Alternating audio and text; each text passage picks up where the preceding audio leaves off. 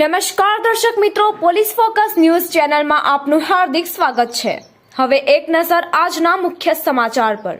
દક્ષિણ ગુજરાતની જીવાદોરીમાં પાણીની આવક થતા હથનુર પ્રકાશા ડેમમાંથી પાણી છોડાતા ઉકાઈ ડેમમાં 6400 ક્યુસેક નવું નીર આવ્યું। સપાટી 305.47 ફૂટે પહોંચી।